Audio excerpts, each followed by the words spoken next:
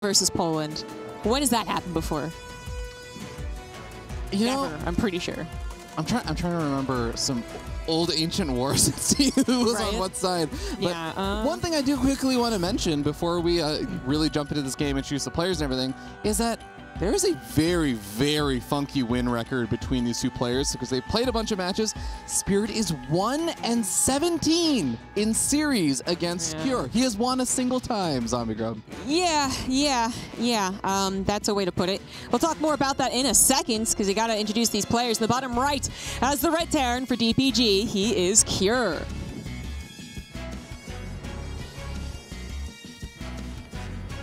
And up here on the top left-hand side of the map, the blue Terran player with the spirit of Poland in him. He is Spirit from Kaizi Gaming. It's going to be in for a tough one. It's not going to be late game. It's going to be a early 2-Rex Reaper. Now, you know, most players in TVT, they're going factory expand, right? Occasionally you'll see someone be a little bit risky and go for a 1-Rex expand, but I don't really think that you're going to be inclined to do that against someone you don't play maybe all that often against. They have played somewhat recently 3 or 4 times, so, you know, it's not completely new. But then if he did, what would he learn from playing against Cure? Probably that he does do occasionally 2-Rex Reaper. So that's not a big surprise, right? So I don't think Spirit's going to opt for any of that greed. Maybe thinking that he's coming in as an underdog, he might be inclined. Not so, at least in this game, right? Factory expand it is. Now it's all about whether or not that first Reaper gets a decent fight, whether it survives, and whether Spirit can actually start microing against what Cure has. That's all going to be important things we're going to be keeping an eye out for in the next minute or two. It is a funny situation because I feel like normally when underdog is playing versus someone who's maybe a bit favored, oftentimes the strategy is, I should try and keep this game as short as possible and cheese them out or something. I feel like Spirit is the opposite. Spirit's like, I think that you're better than me. I'm going to play a 50-minute turtle game. And I'm like, oh, God. When I see openings like this also where Cure is getting more aggressive and he does like an aggressive TVT, I really do wonder where this game is going to go. Yeah, there's actually a lot of things to talk about as far as style-wise, but we got to focus on this Reaper micro. So we did have Spirit go directly into a reactor, which he immediately canceled upon seeing the first Reaper, which is fantastic, because now he can actually respond micro-wise, which fortunately he did at the very last second, and he'll get his own second Reaper. Of course, that's still not going to be enough. You're still going to be outgunned by Cure's production until your Hellion arrives. Hellion, that's going to safeguard you. That should be when Spirit feels comfortable. 3 Reapers going to be able to hop up into the main base. Another Reaper pops out over here for Spirit, but that Hellion only about 70%, 80%, 90% done. A couple of these SCVs are going to end up falling, so some good pickoffs there from Cure. And the important thing is not losing any of the fighting units. Neither one of these players has lost a Reaper or a Hellion.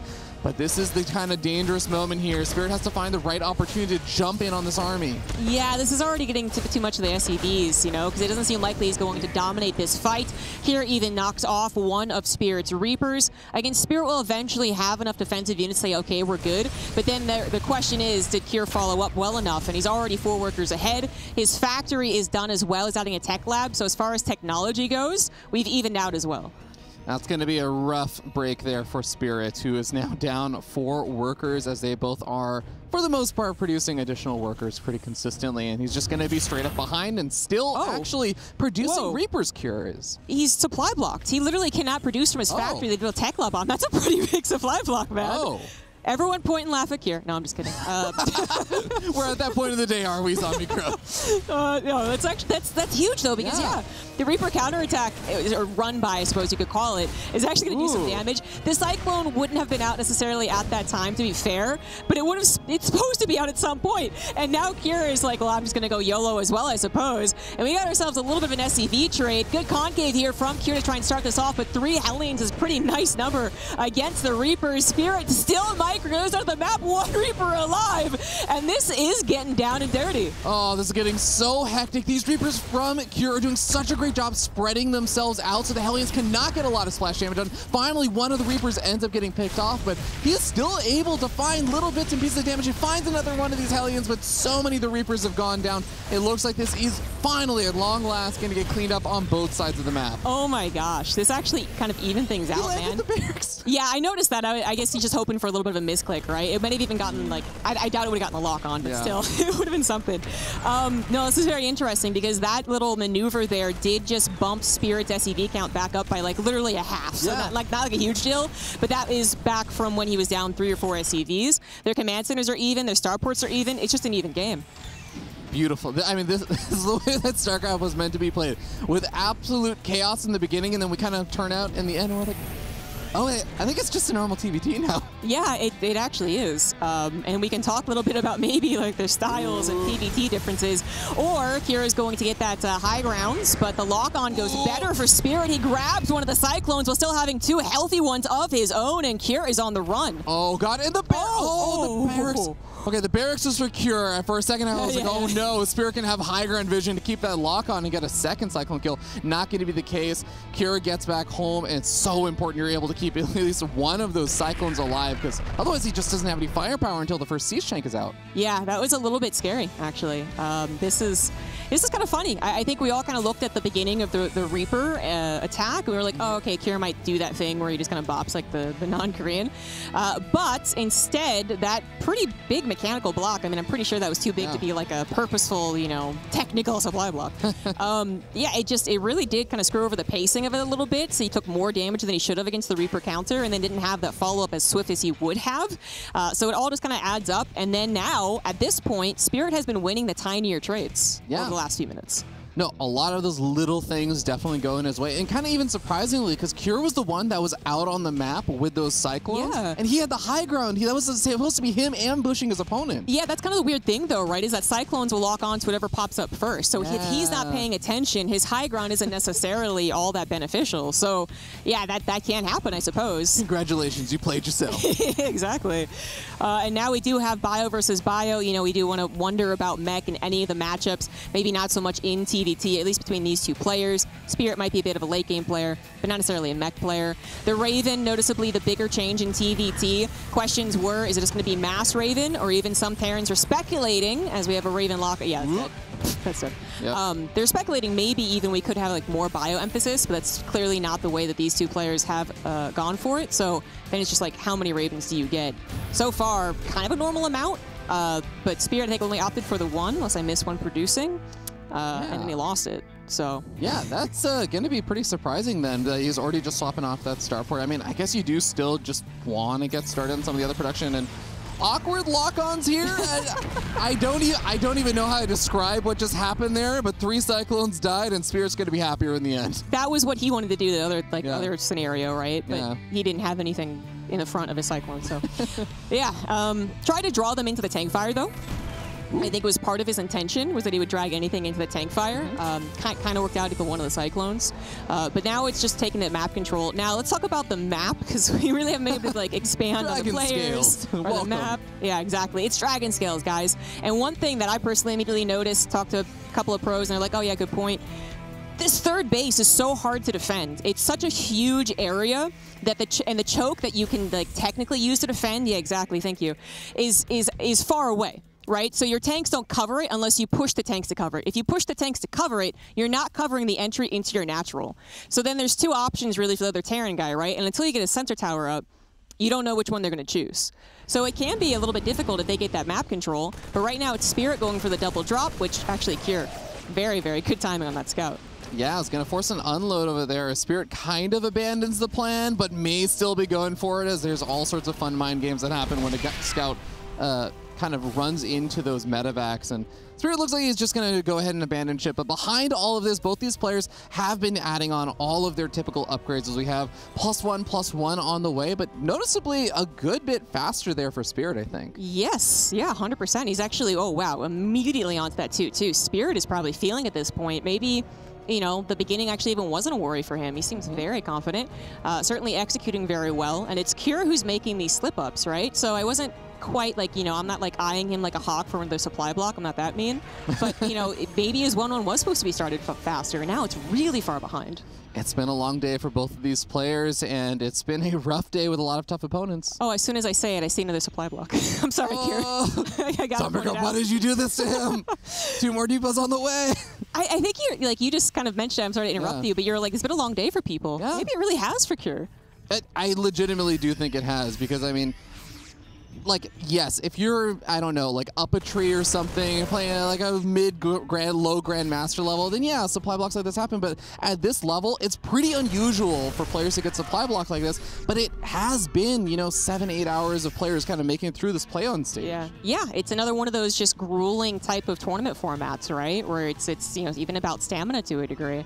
And obviously Spirit coming in from Europe has a little bit less of that jet lag going on. We'll go ahead and get ahead of that narrative. But seriously, Spirit is nailing it on the macro mechanical front. Now, that doesn't mean that Kira is falling drastically behind, guys. Actually, I would say that because it is TVT, because it is headed this direction, it probably still matters a lot more about who gets the better concave, who's actually scouting more. So Kira obviously can still come back. It just is, particularly the upgrades, is really concerning. Especially when you start seeing just Marines fighting other Marines, you're going to see such a stark difference. Even just having the armor upgrade finished up a good bit earlier on, and now we're going to have this beautiful window where Spirit finishes up 2 of those upgrades ahead of his opponent. It's going to be really, really tough, it feels like, for Kira to start taking some of these fights. We see Marines taking some interesting trades as we go into the first-person point of view over here for Kira, finding some good damage. Yeah, I was trying to see if Kira already had his 4th on his way, but no, he literally just started building it, so he's quite far behind there. Needs to do some damage. He does have those 2 Ravens, and they are coming out in force right now, taking out those tanks, which already weren't the most effective because of that issue that I brought up earlier, and down goes the 3rd CC. There you have it. Kira, more mobile on the map, finds the opportunity, but I guess Spirit is trying to do the same in return.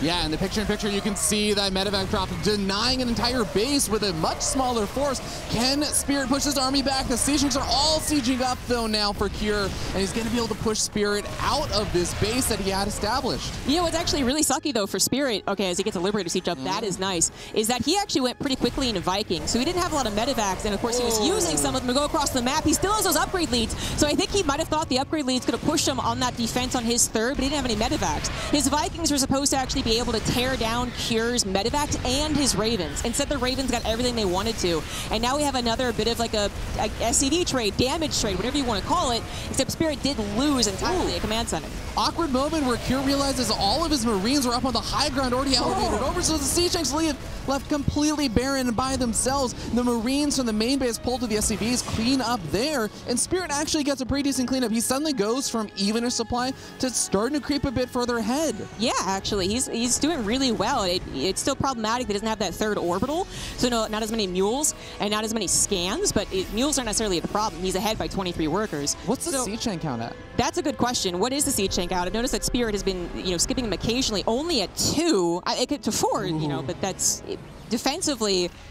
Well, I guess now Spirit only has that 1 entry into the natural to really defend. The planetary is defending the other one, but is he even defending that entry? Oh no. Well, 1 siege tank up on the high ground, he finds Kira's siege tank, and siege tank on the right-hand side. He comes in from the east, he comes in from the west, he comes from the east and the west, and that is a solid defense and cleanup. Yes, it was. He actually had so much in that main base. It looks like he was anticipating a bit of a drop or that exact maneuver. Plus, he still had an upgrade lead. Kira never got +2 armor, so he knew he was going to dominate that fight. He takes it. Now he's up 30, almost 40 supply, starting his 3-3 faster, of course, because Kira's so behind on that +2, and Kira needs another just kind of like magic moment where he finds him completely out of position, but now it's Spirit's turn to strike. And it's going to be so much tougher because we're in the later stage of TVT where even though they've been trading in the economic front, we actually have a sensor tower up on the map now for Spirit. It becomes a lot more difficult to catch your opponent off guard. In the meanwhile, Kira only just now gets up his sensor tower, spots that drop heading into his main base as the tower comes up, and well, you know, his units are just not in position for this. No, they're not, and he's not going to outproduce what's in that main base right now. His own units It's trying to go across the map to do some more damage, but we know that Planetary at the very least is going to hold. It looks like the natural is actually a bit in a problem, but again, he has enough on the high ground. He has that tank. He is on top of Cure's production. We know that is the greatest weakness of Terran. The Vikings land on the tanks as well, and Spirit is taking this first game. He is doing a magnificent job. Going to be able to deny +3 weapons as well, just in case anything else goes a little bit poorly. He's still going to have snagged some big victories here in these trades. Really, really well played from this game here from Spirit. I know that we were talking about some of the earlier flubs there from Cure, but Spirit just really bounced back in this game and showed that his mid-game is looking unbelievably strong. Yeah, he's, I mean, one of the reasons that his 3-0 versus Hero Marine is really impressive wasn't necessarily because Hero Marine is like, you know, the person you have to beat to be the best at TVT in the world. Many people would still consider the Korean Terrans better than Hero Marine, right? It's just the way he did it was so clean. He looked so confident. He looked so, I mean, perfect's too strong of a word for any StarCraft game, but he just looked like he could handle any situation, and he showed it here again. Even when things got topsy-turvy, he was able to make something happen that was even better for him. So Kira's given it the old college try, and he does have that 4th base. He's had it, guys. We haven't really gotten to talk about it, but he's had it up. So he knows there's some recovery if he can turtle, but what a difficult map to do that on in 50 supply deficit. It's going to be extremely tough when you're down not only just the 50 supply, it's both in workers, but it's also in army. He's almost being doubled in army supply. And Zombie Garb, I know you're talking about worker supply. You can kind of come back from that in TVT. Army supply gets a little bit tougher, especially in these situations where you can get pulled apart because you're trying to expand in multiple directions. That is actually the problem, right? So you have to overemphasize the tanks and always being in the right position, and then the natural response of the other Terran player, Spirit in this case, would be just going to air anyways, which he was already doing. He got those Vikings. He has these Liberators. He tears down Cure's attempt to like puff up his feathers. Like, I'm scary, man. I'm gonna take care of this choke. And Spirit's like, are you though? Are you just like a big bird? Well, nice play there from Cure. He denies a command center with just 2 Marines. So that is talking about cost-effective ways to find little trades there. But this Liberator harassment is going to be annoying, and it's happening at the same time that Cure is trying to deflect a push coming in right at his front door. Sensor Tower knows that everything is coming in. He just doesn't really have that many more units to actually deal with this, but he does have the siege tank set up in a decent spot. As decent as he can. It was a decent spot before the Liberator got here, I guess. Yeah, nothing to stop the Liberators, which are a little bit cheaper too. So this has been a really great option for Spirit, continuing to dominate in that supply. I think Cure, at this point, must know that he's super far behind. But I think he's still just going on the whole, I have 4 bases. Like, anything can happen with Terran on 4 bases and tank production, right? Kind of. You would have already wanted to be producing your own Vikings to stop this exact thing from happening. That's how Maru brought the TVT into such a comebackable game. It was kind of one, but then he also started just producing a lot of tanks and Vikings. He almost like would skip the bio to an extent to make sure he didn't lose out in the extreme late game. Something that you can do if you're only so far behind, or if you're perfectly positioned on all the tanks, and maybe like static defense to help you initially. But there we go. It was 100 supply difference at the end, guys, so not particularly hype GG, but awesome game from Spirit there. Really, really well done. And I do want to commend Cure on like at least the very beginning. He was showing really good micro. There were still a lot of good moves there from Cure, but Spirit was able to just continuously find these nice trades. He was able to capitalize on all these things, and the upgrade Zombie Garb, the upgrade lead was just so phenomenal. Yeah, having 2-2 that much faster than your opponent, like I said, it could be overcome by positioning, which almost happened. But Spirit made sure to have something else that was going on besides just an upgrade lead, that he could actually recover from that. And after it almost was like a non-issue. Like, we didn't really bring up the fact that he was so far down in economy at any point, right? Yeah. Because I don't think he ever was. I wasn't paying attention for those little arrows, but it didn't seem like he was. It seemed like it was okay. The one big thing that I think did start to slip my mind a little bit, because I was like, oh, there's all these like upgrade advantages and everything, and then we did almost see this come into effect, was the Ravens, because we were talking about how, you know, Spirit only went for the 1 Raven. Cure was investing in more. Spirit lost his 1 Raven. We saw the interference matrices and stuff come out with Cure's big attack, and that was what made that entire attack, that situation scary. Yeah, no, it absolutely did. He really abused the best place on that map, and then also the fact that he had Ravens, which are blitzy. They come in, they set down all of their spells, which nowadays is mostly the interference matrix, because the auto turret's durability is so much worse, Marines can actually kill them, and then they hopefully win at that point. What Spirit had done, instead of going for more Ravens, is, as I said, just went into those Vikings. Positionally, slower battles are better. Because what does a Raven do if he just has to like sit there and like wait for the Vikings to find him? Not much. So that was that one moment that Cure could have drastically like come back in this game. Maybe even won it at that point, but Spirit And just really, again, having that other drop going on, having his own presence on the map, and then also kind of predicting the next step, and that awesome drop on the tank line, too, that you pointed out, and the Marines are in the wrong place.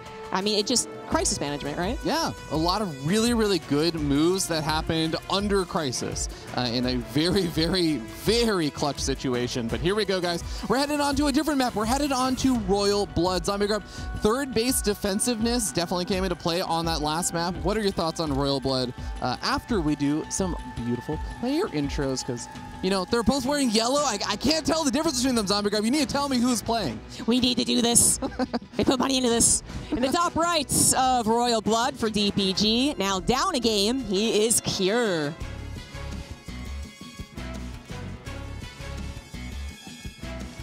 And down over here on the bottom left-hand side of the map, the man in blue, but probably not feeling too blue after that first victory there. It is, of course, Kaizi Gaming's Spirit. What color do you feel if you're happy? I think orange. Is orange your favorite color for your dragon? No. Oh. My favorite color is actually blue. Oh, well, that's weird. It's like teal, though. See, back in the old Warcraft 3 days, or, you know, StarCraft 1 arcade maps, or, you know, the UMS maps, I would always pick teal. And you know how there was always that meme? It's like, teal's always the one that's messing up all those team maps that you do. You know, the tower defense things, like Winter Mall or whatever. Oh my God, you're right. Teal would always be the one that messed up, and I was always teal. I swear I'm not doing like a, yeah, I totally know what you're talking about. I just I got like your hand like dug into my brain like reached 20 years ago, because I was good at Winter Mall, and I was definitely into that meme.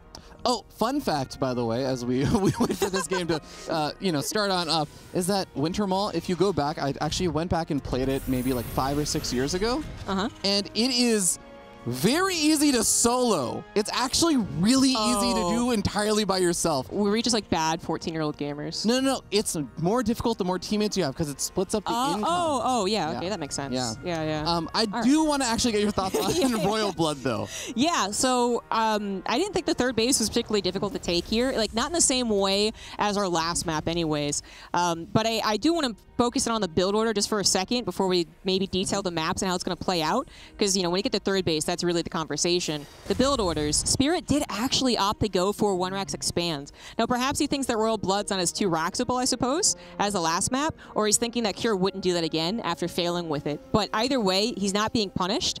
What Cure is doing, though, is going for a mass amount of Reapers and Hellions, which can still be aggressive, but it's not really that timing that necessarily abuses what Spirit has done. Almost like when you go for like a pool first and the command center first is already done. You're just like, oh, all right, that's kind of, you know, whatever. So a bunker should be able to save him from that aggression. At most, Cure can like dive in to the natural mineral line and be like, but you get a couple of SCVs maybe, or send his Reapers into the man, right? Which then could try and do something too. But I think Spirit, he even scouted actually, right? Like he's just like, yeah, I'm gonna do this. From my little glimpse at the minimap, I don't think either of these players have actually scouted each other. Yeah, so it seems like he's just saying, like, I am ready to defend anything as long as I don't get 2-Raxed, which fortunately he did not. Yeah, neither player have decided to scout each other. They're like, you know what? Let's just play it nice and clean. Then Kier finally was like, okay, I have enough units. Let's go. If this was like the medevac version, that might have been really troublesome, but you know, it's not. Starport's only just. Is there enough DPS in the bunker to actually prevent the units from just running past it, though? No, that's what I was saying. Is that they could just stay in the natural and stop the SVs from mining. You can still kind of produce them, and that's exactly that's the only thing that Kier can do, right? Oh, there's a wall at the main. Oh, well, that adds a whole new flavor to it. That's going to make things very awkward. The Reapers are starting to get very low. Another Reaper ends up dropping there, and I don't think they found at least more than one worker so far. No, that was fine. I love the Hellion. He was like, I need to leave. Oh, shit. I'm not a Reaper. I can't jump. Mario Kart Rainbow Road over the cliff. Oh, if he exits, that'd be great. That actually would be incredible. Well, yeah, not destined to happen. Yeah. No, that like I would actually think that was maybe the best. Is if their supply depot was down and they didn't have one, right? He used it to spot out the Reaper jump up spot. Oh, he's going to be able to jump in back over here, finds a Hellion, loses one Reaper, but also gets some good scouting information, sees the unit composition, everything that Spirit's got. Yeah, okay, yeah, there is that. But, like, look at the stats now. 5-worker, 6-worker lead for Spirit. His third TC is already on the way. Kira is not going to go for some kind of weirder callback to base. which maybe could have been an option, but really hasn't been for a couple of years. He is also going to go for a third CC, and in order to try and take a risk and get ahead, he's going to do on location, which really is quite nice. Like it does help a lot. But then the question can be if Spirit's going to move out with tanks and Ravens, going to do some damage. He's going right into barracks, going right into his stim. He might actually play this kind of passively, just take the lead where he knows he has it. Yeah, and if he feels comfortable about it, he's definitely shown that he's okay with just finding ways to turn those early game leads into opportunities that will turn into a mid-game lead or something that he can then try and take advantage of with some actual aggression later on. So I am also just waiting to see how many Ravens does Spirit actually go for. So far, I don't know that he's made one Raven, but then he's completely stopped, and Kira's still going and adding on those extra Ravens. This is kind of the big question for some Terrans with the new patch. You know, I think every Terran's going to have a different response when you ask them about it, right? Where some are like, yeah, you just go triple Raven, it's still kind of helpful. Interference metrics are still really good, right? And then others are going to say, well, the Raven is cheaper and it's nicer and it fits into my build, but without those auto turret spam, I don't think it's as nice. I'm just going to get more Marines, because Marines actually do well against auto turrets now. So the Raven is like mostly about the interference matrix. So, I mean, we might be seeing that at play, or just coincidentally how the game's gone, Spirit's determined this is the best play. I think that's actually one of the most exciting things to me about how this patch has played out so far, is that there's not a consensus. There's not this global consensus where everyone just says, this is the way that we should do things, and ooh. Okay, well, there's one consensus, and that's don't stand in siege tank fire. So those units are going to back up, but that also kind of alerts Spirit to I think the presence of this army. Well, that Reaper is going to confirm it. Yeah, he's known. He knows that it's also probably not big enough to actually like fully break him, or he's certainly gambling on it maybe, but I think it's a smart gamble. With interference matrix maybe? Even with interference matrix, I'm not sure Kira's army is going to be really big enough because again, the auto turrets, 100% if this was old, I think that is absolutely breakable. And Spirit might even be like too far gone, because he really does need to be wary of Kira moving to the left. If Kira's going to go through here, he needs to reposition his tanks exactly like he does, but interference matrix is plenty. The auto turrets, like I said, not as durable, and 2 interference matrix from Spirit's 1 Raven is going to do the trick. He pounces, he stims, he's on top of everything that Kira has, and Kira's probably dead, man. Oh my god, that was absolutely brutal. It turns out more is not actually better. Just 1 is enough. It's how you use it. Exactly. It's how you use it, guys. It's definitely Spirit in the lead. It's one of those matchups where you can turtle, and Kira could just decide to go Viking tank and try to recover in the long game, but reaching towards that 4th is going to be a big problem. Just stopping the overwhelming amount of bio from Spirit is going to be a problem. Best case scenario, Spirit shows some of his older self, and he doesn't strike when the iron's hot. He just stays back and doesn't do anything. And then I think Kira can absolutely make a comeback happen for sure. But the new Spirit, you know, he's a bit cheesier, he's a bit more aggressive. I think he has a little bit more of that shark instinct. We just need to see it displayed, because he definitely has a fantastic lead. That was wonderfully done. Kira might be kind of like depending too much on old TVT. I don't want to say that for sure, because we really don't know what it's going to look like for a fact. But that just wasn't as impressive. Yeah, I'm kind of curious what your thoughts are on the 2 extra starports added on from Spirit and how that kind of weighs into what you were talking about. Yeah, so, you know, the other option would have been 8 racks from Spirit and then just, like I said, Overwhelm, which I still think might have done well against Kira, especially on the map where, I mean, the 4th base, I just don't consider it all that easy to get to and defend. But by going for the starports, he is maybe going to elongate the game. But then if he does get that air domination, it is pretty much like game over. That is the question. Can Kira produce enough units to survive on the ground and build up enough Vikings to not die to Liberators? That is where we're actually headed right now, because no one's going to really go for a lot of pushes. Spirit maybe should take the map a little bit more, but he's focusing on the starports. Yeah, it's going to be a fun and interesting difference from the last game where, yes, we did get to like Liberators and stuff, but it was in a very different manner. And those mid-game trades, there wasn't really a heavy emphasis from either player on big Viking counts or anything like that, or big air superiority, it felt like. So this is going to be a very different kind of TVT mid-game. Well, Spirit really is jumping ahead, too. So that scan just revealed that there's still no starports, which I primarily was looking for. So he doesn't be worried that maybe Kira's committing a little bit, but that would be such a weird... I don't know if that's actually possible. Anyways, what I was saying that Spirit jumping ahead is that he's going double armory already, so he's going to be able to afford all of the mech upgrades. He's going for a fusion core already, which I don't believe is for battlecruisers, but rather for fusion Liberator range. Liberator range. Yeah, so, and they're a little bit cheaper now, which I mentioned previously. It's not the biggest deals, but Liberator swapping into is now just like, yeah, I mean, it's always been a good position in this type of game, but now it's even nicer to do. So if Spirit can get one nice move across the map and just basically chokehold Cure, there's not going to be much that Cure can do about it. If Spirit doesn't move across the map and then Cure actually gets somewhere on the map that's not right up against his base, he might make something happen with, you know, concaves versus convex, Vikings picking off the other Vikings a little bit sooner, something like that. Do you think the play here then from Cure is going to be to try and find little ways to get aggressive with small groups of units or something, or is that just going to be really tough in general, especially when your opponent is going to be making so many Vikings? I feel like things like medevac drops and stuff become really difficult to pull off. Yeah, I mean, we can see it now, right? Yeah. Like, neither one of them is really being aggressive at all, where Cure, I think, is, you know, at most he gets in like a Marine drop. And then maybe he finds the 4th base before it's a planetary, the 5th or something like that. But that time's already gone. So we're clearly jumping ahead. We're jumping to that late game. This is something that Cure might be okay with to a degree, because at least say, all right, I'm maxed out. My upgrades might eventually be on par with yours. 3-3 was started a little bit late. Spirit had a lot of upgrades to get there. And then I think concaves and positioning matters more. So I don't want to say it's like the best case scenario for Cure. I'm not going to say that Spirit threw this game or anything like that, but Spirit definitely like jumped to a position where I think Cure is like, oh, okay, this is kind of playable for me. Where if maybe it was a bajillion Marines, Cure would just be like, oh my god, no, I can't, stop, don't do it. I feel like a helpless situation sometimes against those kind of attacks when you're already just behind. The triple starboards being added on there for Cure is going to allow him to eventually contend with kind of air dominance that Spirit has been able to build up for a little bit. But I am curious what the actual counts are right now, as we do see drop getting spotted. 16 Vikings for Cure. Actually, yeah, Cure leading a good bit in the Viking count. 16 to 12, now 14. That's what happens when you have consistent Viking production, right? So that was really critical, and that was certainly was missing last game. Now we finally have a move out, guys. I mean, I think this is supposed to happen at some point.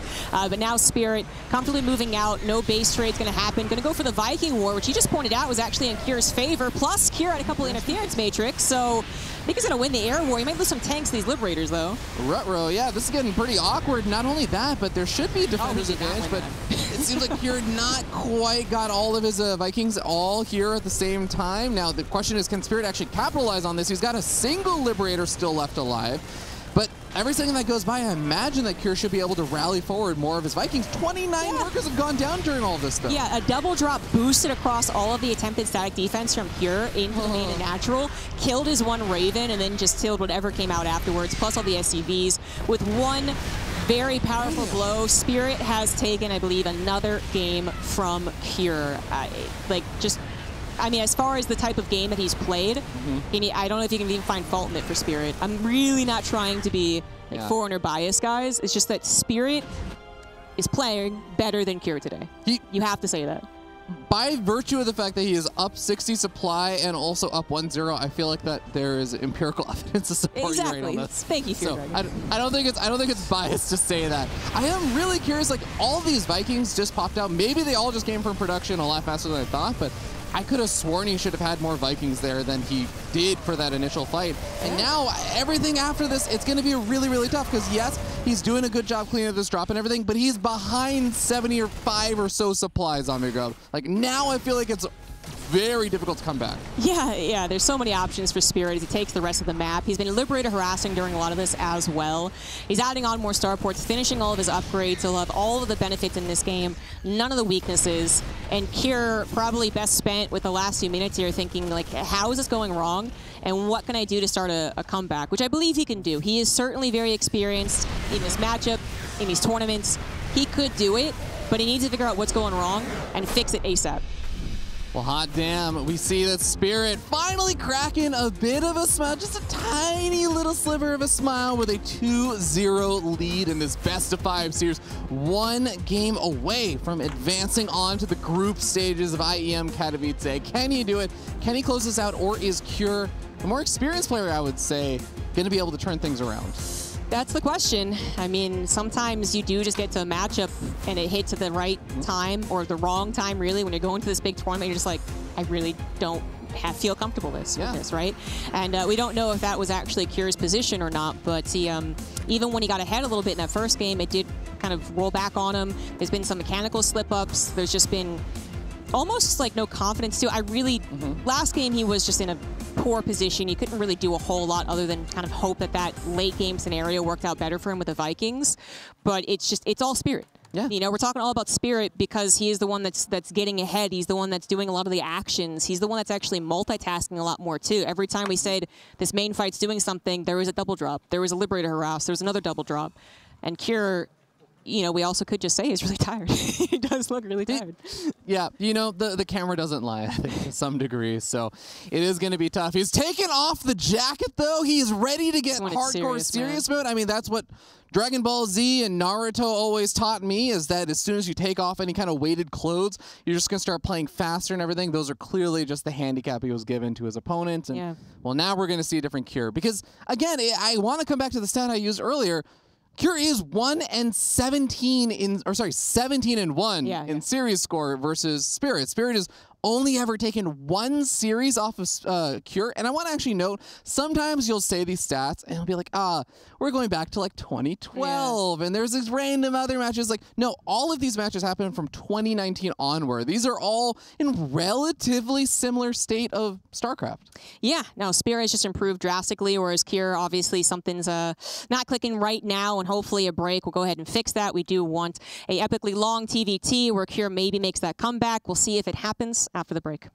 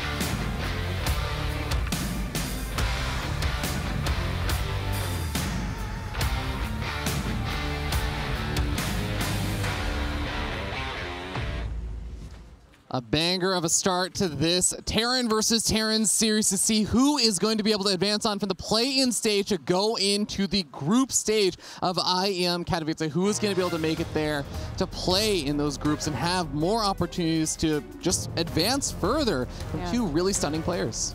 Would you believe me if I said that Spirit is going to have an easier time advancing to Katowice groups when his final opponent was Cure instead of Nice? That's a funny way of putting it, but wow. Yeah. He struggled last year, man. He struggled, and now he's up against definitely one of the best Terrans on the planet, and Spirit is absolutely crushing it. Let's see if taking the hoodie off was really the secret for this guy in the bottom right. We have the red Terran, Cure.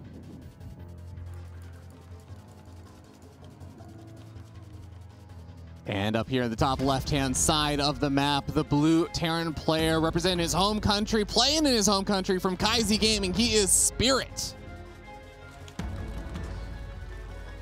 You know, you pointed out the series between the two. I was curious, because sometimes we have some really dominating Korean versus non-Korean matchups happen. Cure has won 88% of his matches in the last 3 years against non-Korean Terrans. Wow. I mean, it's like a decent amount of matches, guys. Yeah. Some against maybe people you'd expect him to win, but still. He doesn't lose often in 3 years. That's incredible. Yeah, and Spirit is crushing it. Absolutely. Yeah. Cure really needs to change things up. Maybe get a little bit momentum on his side.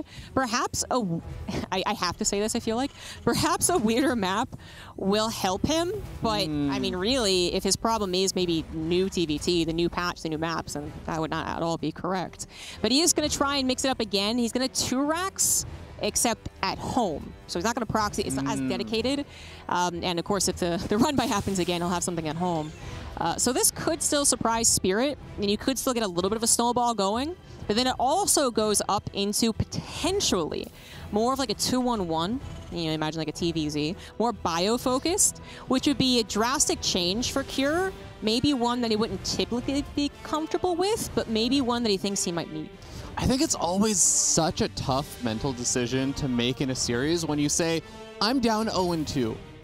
Do I make a drastic shift that maybe takes me outside of my comfort zone of what I'm practicing because I acknowledge that what I'm doing isn't working, and do something that's frankly just, again, not something you've necessarily practiced or done as much of? Right. Or do you stick with what you've practiced, because deviating from what you've practiced can sometimes also be a bit of a trap? Yeah, exactly. That's exactly the dilemma, I would assume. Because while almost all Terrans that I can think of have at least tried some of the, let's call them like weirder openers, even though at times they're not weirder, but like not Raven.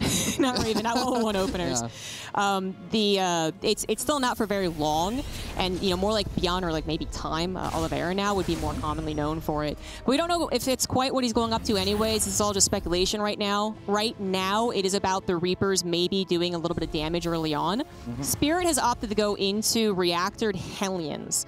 So he's going to have not too much right now, but that's not the biggest issue. He's going to have a decent amount a little later on. We're going to see how this actually matches up against Cure, who isn't stopping making Reapers. He's actually producing Hellions, so definitely not what I was talking about. He is going for a lot of heavy early aggression. Yeah. Kind of surprised that he actually keeps... I understand why he brought the SCV initially, because you can get off an extra little bit of damage and turn a Reaper trade again, like in a different direction, or maybe absorb the first shot, but he kind of knows that he's not up against that. Ooh, that's a great pick off there for Cure. That actually might just snowball exactly what you were talking about before. He actually just doesn't have enough to defend the natural right now. Well, here's the thing. That Reaper scouted this was intention. So Spirit didn't get his first 2 Hellions killed or injured. He was able to wait for 4.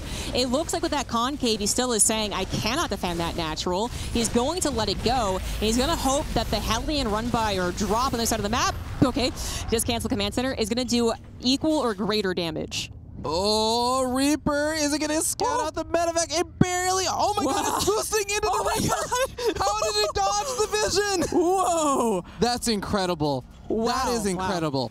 I think if you had these 2 players play with infinite map vision and try and play that out exactly like that in the same situation, I don't think they could do it if they tried. Yeah, that was crazy.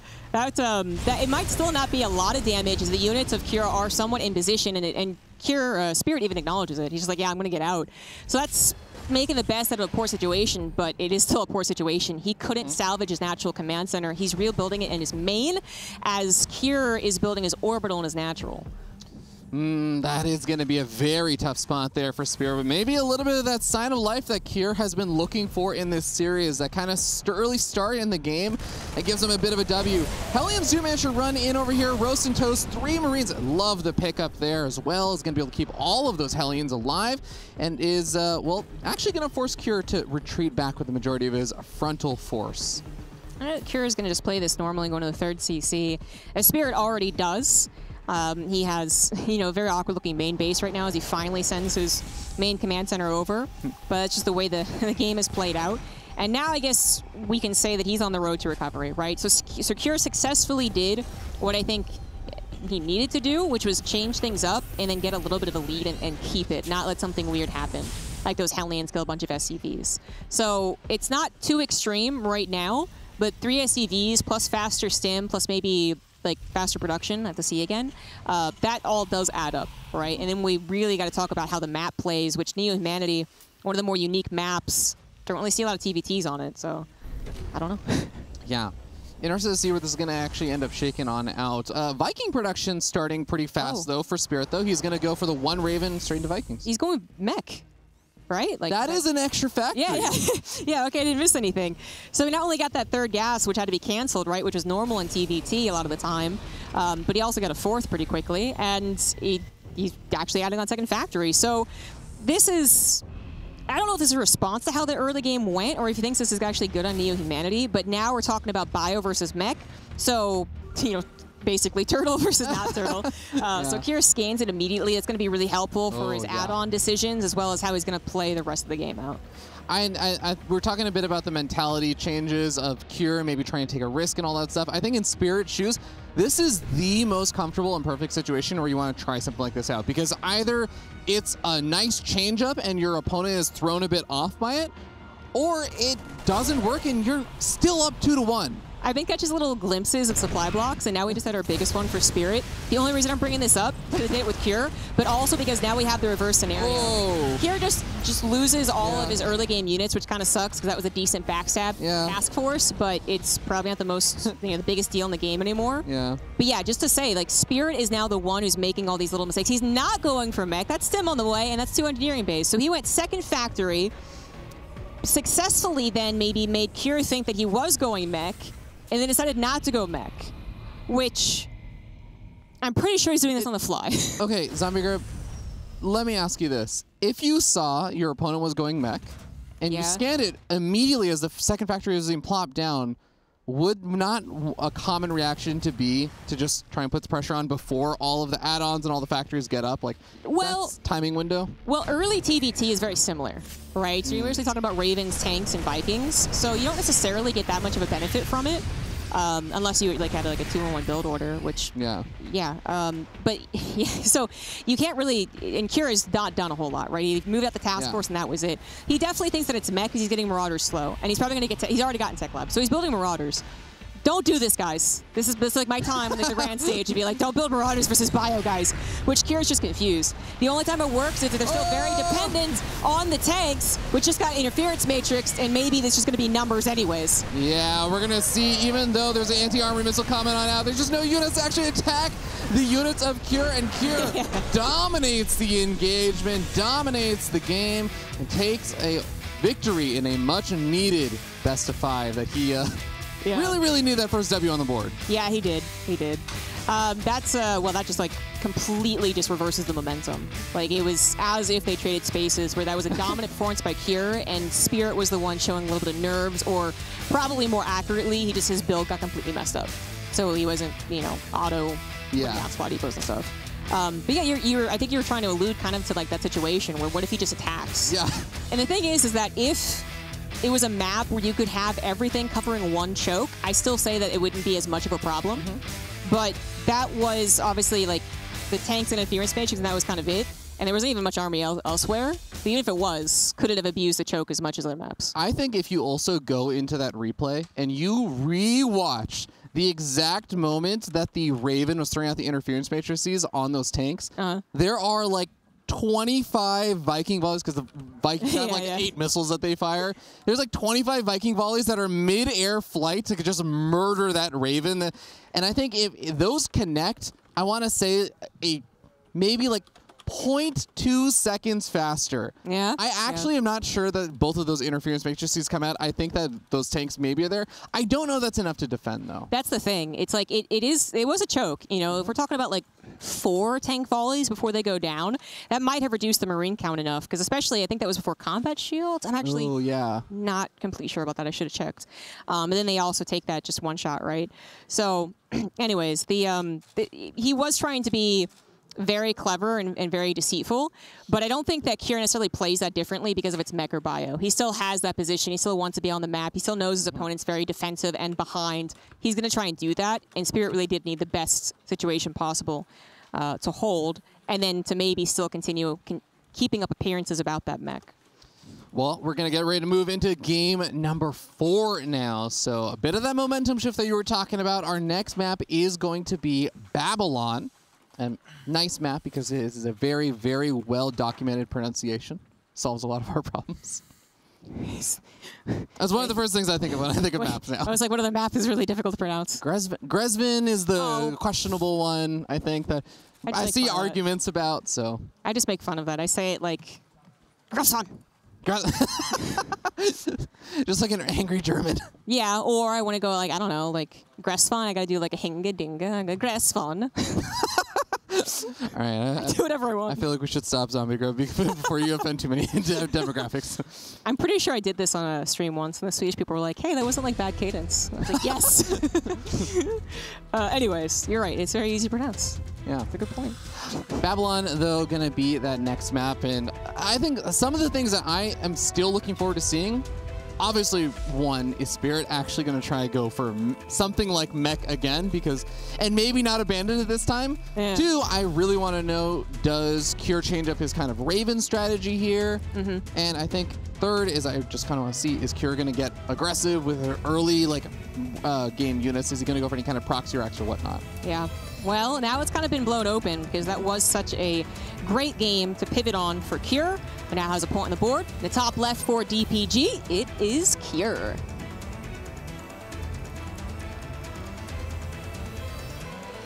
And down over here on the bottom right-hand side of the map, the blue Terran player still sitting up 2-1 from Kaizi Gaming. He is Spirit. I feel like we're about to bust into a haunted mansion or something. It's like Luigi's Mansion. I feel like Luigi's Mansion was a lot more chill than that. Oh, okay. Did you ever play that game? No, I only watched it. Oh, okay. Does it count?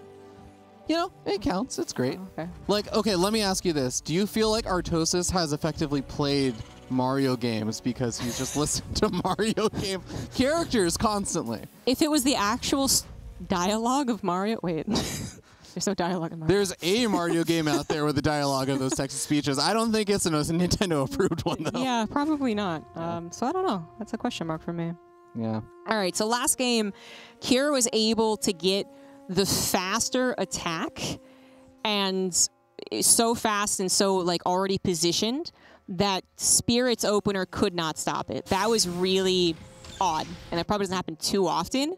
I think all it really does matter is if Cure is lined up for 1 second, Spirit with 4 Hellions might have been like, oh, my time, but Cure didn't let that happen. So that really just made everything topsy-turvy for Spirit. He really had to change his build order. I think we did see those mechanical mistakes appear at that point, and then he had to also try and play tricky, which, if they're still in that last game, if he defends and it's still like a fake mech, we're like, genius, amazing. But now it just looks a bit silly. So I'm going to conclude that that mech was only to be used when he's behind, and then the transition away from it is only used if it gets scanned that fast. I'm saying I'm not convinced we'll see mech in TBT a whole lot, but maybe Spirit has been experimenting with it and is waiting to pull that out. Yeah, maybe a good question for the interview. See what he's thinking about that if he ends up winning this series. It's entirely possible that man will just get eliminated by our Korean Terran player, Cure, depending on how Cure is going to be able to play this out and whether or not he's going to be able to win the next 2 maps first. So let's see. We are going to see the command centers plopping on down, pretty much mirrored production for both sides. Is this actually the first game where both these players actually have a completely mirrored opening? Yes. Which is weird because that's usually what happens, I feel like, in TVT. I feel like it's less common to have different openings. Yeah, no, there's a ton of mirrored TVs. Yeah, for sure. It's mirrored in the idea of like 1-1-1 kind of limited production, but we do have Widowmine for Cure versus Spirit's Hellion. He also went Supply Depot before Starport, so this is, I'm not going to say that Cure supply blocked. He actually, I think, just purposely got that Starport really quick, but that does also maybe reduce one SCV. I'm not even sure about that.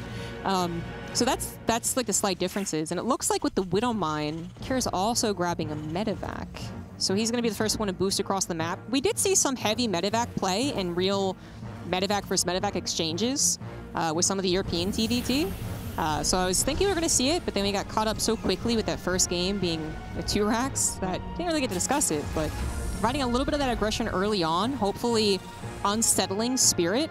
And then if he could lock on with that Cyclone on something important, and again, Cure's got a stew going, man. It's going to do pretty well. And it's definitely going to be a mix-up from everything he's been doing so far in this series. Now, I'm very, very interested to find what Spirit's going to be planning to do with his units. He's got them all positioned kind of at that natural, just at the top of the ramp. I don't believe he's really gone out for any real form of I would say excessive scouting. He's going to poke one Marine forward and then actually pull some of his units back, I think already kind of knowing the timing of when a potential drop could be coming forward. He is actually relatively well positioned for this. Not entirely perfect, but I mean, he gets react pretty quickly.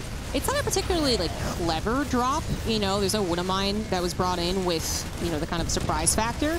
It is just unit empowerment, and it did its job for a little while. Does its job by avoiding the Cyclone lock-on too. Gets 2 SCVs and gets out, which I don't think you're necessarily expecting all that much more from that. Yeah, it's a cute drop. There's no big power units in the Medivac that's really going to be able, like, you don't have a Cyclone, you have a Siege Tank or something that's going to set up some power position and start putting pressure on units coming out of production. It's just a little bit of nice damage. Did it scout the second barracks? If we can get a check on that. It was pretty far on the south side of the base, but... is that the Starport? Yeah, okay, so... That is interesting, right? That's not a 3rd CC.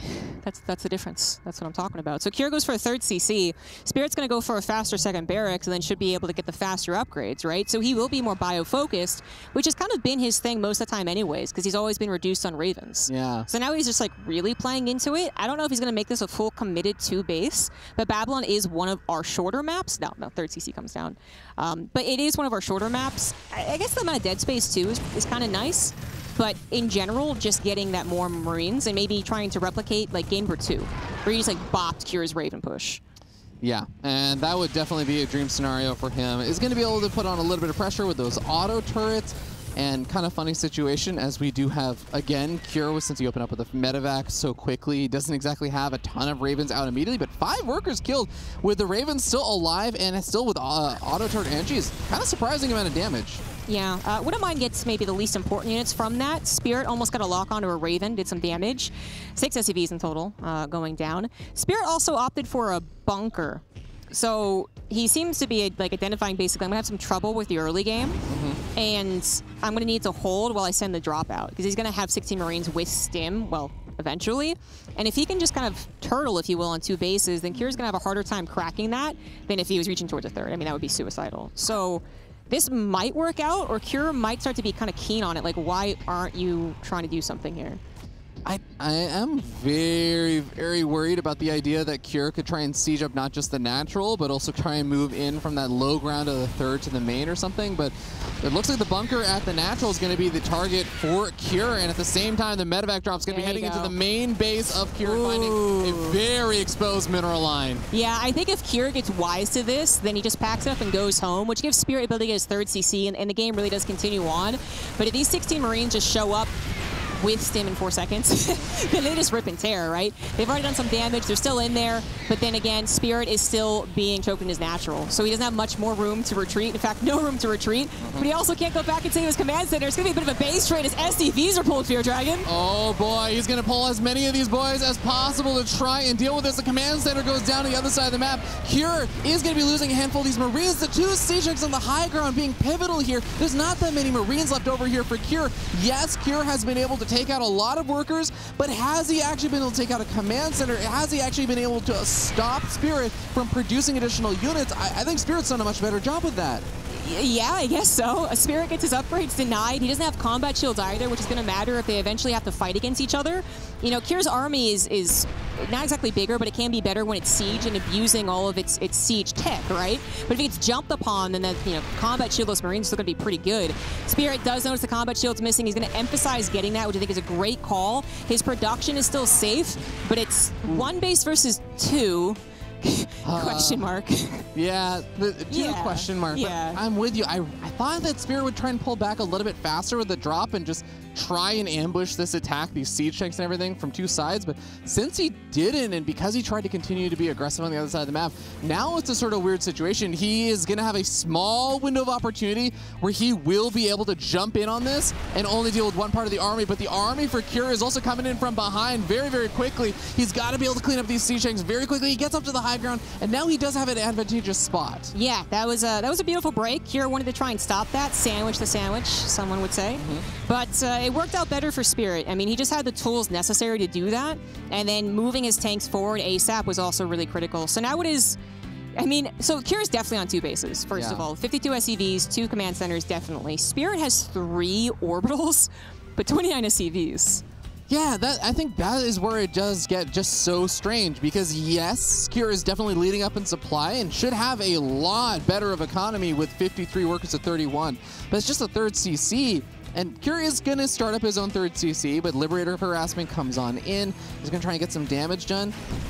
I feel like this can work out well for Kier if Spirit cannot make something happen in the next minute or two. Spirit's going to once again have to drop somewhere, if not like only to try and get his surrounds, right? So this army from Kier is vulnerable to surrounds, but going down his own choke again is really bad. Oh, save the tanks! Oh, managed to get the repair off. That's actually pretty big there for Spirit. He's also going to get another double drop into the main base right on top of the tank. Yeah, SCVs are pulled into this. These Marines are not that I mean, like, if they're being unloaded one at a time, right? I mean, they don't have 1-1, but they do at least have the combat shield. So nice reaction from Kier so far. Spirit was hoping that he might not be able to concave around this, and he's not going to be able to. Finally, fully unloads. The tank is going to re-siege to protect the mineral line to a degree, but upgrades are going to just be non-existent, apparently, for either Terran. Yeah, very awkward. Now these Marines are going to try and stim forward to snipe off the Viking. Not going to be able to find it. Loses quite a few of them. Does seem like the medevac will be able to get out of there alive for now, but definitely some awkward trades. And Spirit is still dealing with the siege tanks and these Vikings sitting at his front door. This is a very awkward situation. Dude, that one Marine could get like 5 SCVs. Oh, if Spirit paid attention. He's paying attention to the drop. Oh, he's paying attention! There's so many low workers. Yeah, no, Marines came over. Just kidding. Yeah. But he did kill some of the, I think at least one of the Vikings. Oh, he's going to go for the break again. Yes, he dropped units on the outside. So there is that surround, something that Kier could not handle, especially with one tank out of the equation. He knew that tank was a goner. Looked like he was trying to chase some of those Vikings down. And he's even going to catch some of the would-be reinforcements. So now it's 3 command center versus 3 command center. 4 worker difference. Both of them start their upgrades at the exact same time. Zombie Grubbers isn't even again. My heart can't take this serious, Zombie Grubbers. The biggest difference right now is combat shields, right? Yeah. So, and that is a huge difference. So if Spirit can take a fight with that, he's got the larger army supply. Like, I guess he would theoretically win, but we're also so tank dependent again. It's going to require a bit more than just trying to brute force things. Yeah, it's 3-base TV2. I really enjoyed that Mapu just showed us the wonderful resources lost, and it was very, very close to even. And this is just one of those fun times as we hop into the first person over here. It looks like for Kier as they're darting around. Nothing super action-packed happening on the map, but I really, really just do love that. I think if someone opened up the stream right now, they'd be like, huh, yeah, it looks like a normal TVT. Wait, why is it 12 minutes? Yeah, exactly. Like, why are people finding out already? Yeah, so now they're both, I was going to say they might both play more similar to each other. Oh, Lord, babe, jeez. In that now it's more of that just Marine tank versus Marine tank, right? But clearly Spirit had intentions to continue being very drop heavy, and Kier even was going to try and do a little bit of a run by of his own, so kind of similar, but it is going to go into mid-game TVT, positioning, trying to catch someone out of position, really being quite pivotal, and then in that case, we might even actually go ahead and skip to that late game, honestly. It could happen. Tough choices here for both these players on where they want to actually take this game then. In that case, we do have the sensor towers starting to come down for both these players. We already have one down for Spirit. Cure getting his own on his own side of the map, which is going to be helpful for any of that kind of drop harassment. The upgrades are so perfectly timed. I know, I saw that too, yeah. So perfectly timed that they're actually interspersed in between each other. Amazing. Yeah. These you know what? They were made for each other. This match was made in heaven. Yeah. Yep. Spirit's hitting supply block there for a second. Faster fourth command center for him. A little bit faster 2-2 as well. Yeah, a bit faster fourth command center. Does he already have a second factory? That might be where Cure is heading. Yeah, better. He's going to have better tank production. Spirit, I don't think, has added on too many more barracks. And he is still looking to do a big drop. Like, he really wants to push this. And Cure is just like, no, I'm going to scout it every time. Stop it. It's so funny, too, because I do feel like it's going back to what you were talking about, where Spirit has started getting to be a little bit less defensive, super turtly, has gotten a little bit more aggressive and everything. And it's funny because I looked at this series beforehand, I thought, yeah, Cure's going to be the super aggressive. He's just always going to be up in his opponent's face. We've actually been able to see a little bit of a different side from Spirit and Cure. Well, as I said, Cure's been scouting it, and by scouting it, you really do deny it. So, yeah. Fourth base it is for both players. And if this was a normal TVT, I'd just be like, yeah, we just can jump ahead. We can just go to, like, starports and stuff. Which is the next question. Does someone go 3 starports, or does one of these guys try and go 8 racks and really pile on the momentum? It's not so clear as far as to how they've played from the beginning as to what should be done. This is now a basic TVT. Yeah, I mean, Spirit has been the one, I think, at least one game, and I'm not sure if I'm remembering if he did it in multiple games, where he was the one that added on the extra starports a lot earlier on and started up some of that production. And so far, he has been the one that's also been producing 2 Vikings at a time, as opposed to just the 1 at a time Cure has really been going for. So yeah, I wonder if that's any indication of things to come. Yeah, I think you're right. Plus, he's got second armory now, so you're just a second away from getting that confirmation.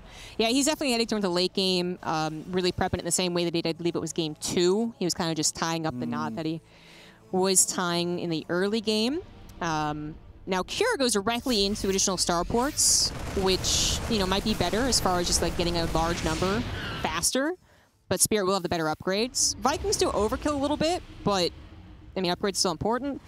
And we are still, you know, with huge armies on a map that is actually potentially going to get even shorter if they ever break down the rocks. Now, I feel like you just wouldn't. I feel like that'd be too scary, even if you can scare your opponent. Scary for who?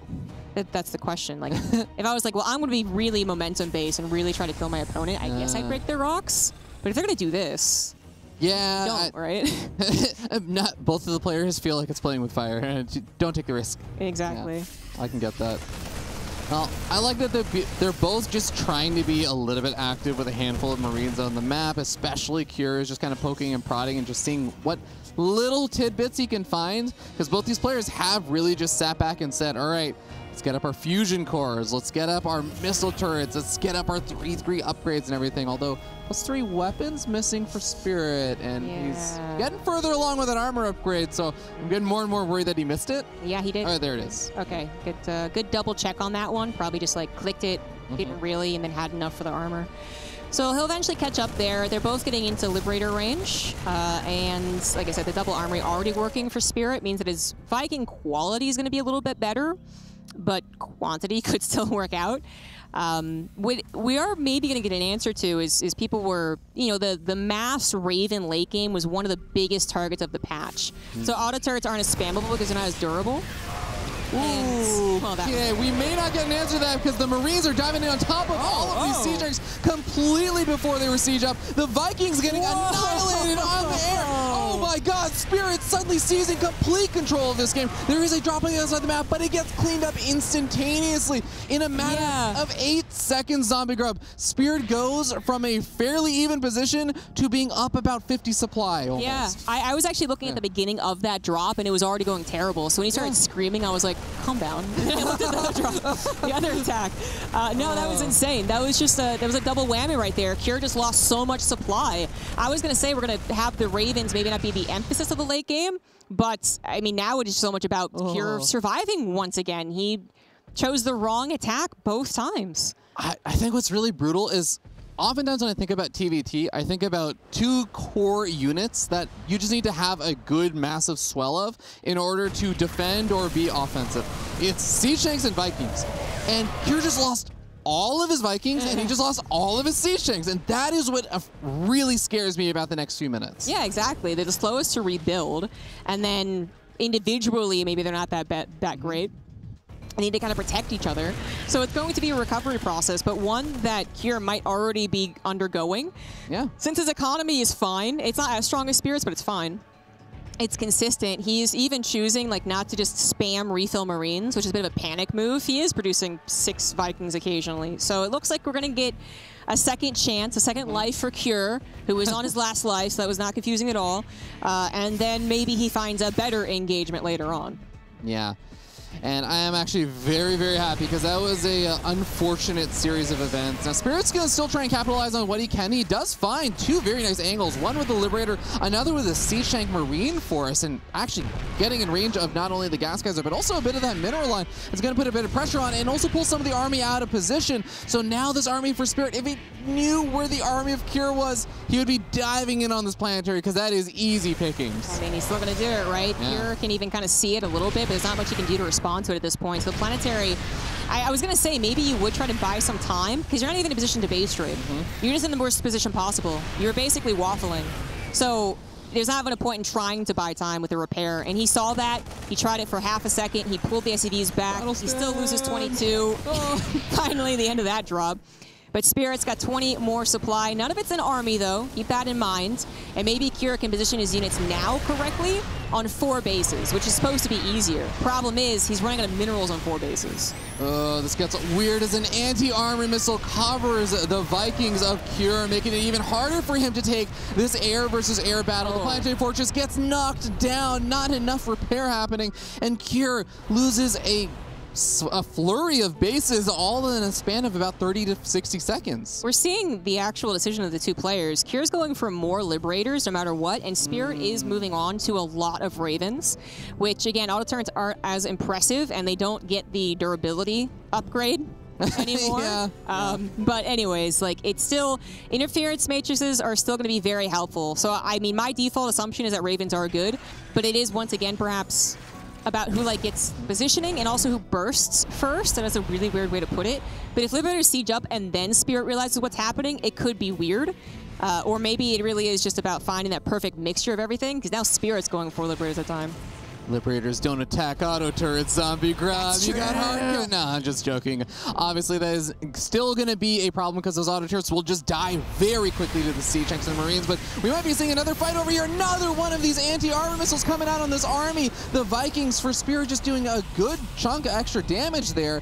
And now a single Liberator. That's all he needs. He's just going to be able to gradually push back the Siege Tanks with a single Liberator. Yeah.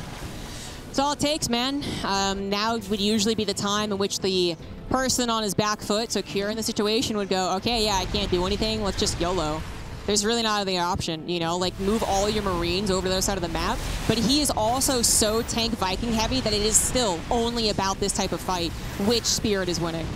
Yeah, just with the straight-up Viking battles, it seems like he's been able to take some pretty decent trades over here. He is going to gradually start losing out, though, and those Ravens are all out of energy, so maybe finally an opportunity here for Cure to capitalize as the Ravens have to retreat, the Vikings have to retreat. That means that those Siege Tanks are maybe a bit more vulnerable. The problem is, if you take a look at the minimap and how it's just been shaping up during all of the last 2 minutes, it has been Spirit just expanding over the entire top right-hand side of the map. Yeah, he's got a lot of bank. I mean, issues can still arise if Cure goes for the main base and camp that production, but even here, he has to kind of gun through a couple of building command centers. He has to stim when there's no medevacs to heal, and Spirit has had a little bit of time to actually see this coming because he saw it with the center tower, so he should be able to protect his production and then continue sieging on this side of the map. Yeah, I mean, he is going to get cleaned up on that side of the map for the most part. I'm a little bit worried because he's losing some command centers here and there. You were talking about the production, but Spirit was actually basically close to maxed out with so much of the army on the left-hand side of the map. I'm actually not sure, Zombie Grub, how much of his production was actually popping out back at home during all this. I mean, enough to literally protect his production. Yeah. Like, not his reinforcement line, but literally his production. So his current issue is that he didn't have that much of a gas bank. Maybe I didn't catch it. Maybe he was a bit late to getting his gases, but this planetary probably should be repaired. It's not going to do any damage, of course, but it's going to buy some time so Spirit can maybe even think through things and how he's going to play the rest of this game out, because it's still on a knife's edge. Spirit has an impressive mini-map, but it's getting less impressive by the second, and their actual army supplies are they're even. Their upgrades are even. Yeah, he's going to have to clean this up somehow cost-efficiently. We're going to see that Planetary Fortress getting so low on hit points, he has to pull the trigger now. He dives in from both the left and the right-hand side. He is able to get off some interference matrices as well. The Raven barely manages to survive, and I think that Planetary Fortress did get picked off. So that is a brutal blow. Actually just getting compounded with this. Yeah, another planetary will bite the dust. Cure has had at least one fresh base for a while, his new fourth, I guess. And Spirit's about to be sent back to his... Gosh, it's so hard to keep track now. It's like original fifth and original fourth, I suppose, which really aren't getting mined out, but they're not mining either, as the Liberator has been here over and over and over again to stop it. So Spirit doesn't have the macro, the bank, and the economy necessarily to fall back on anymore, but he does absolutely have the army. He did crush that fighter on his planetary, so 30 army supply lead for Spirit. Yeah, that is going to be the one kind of big advantage Spirit has still got going for him. That bank is not really as strong as it was. I mean, 500 or so extra minerals, that's all nice and well and good. But again, the gas that you were talking about wasn't really built up either. He's losing a bunch of workers over here. Cure just feels like even with a slightly smaller, actually a pretty significantly smaller army supply, he's just making more happen.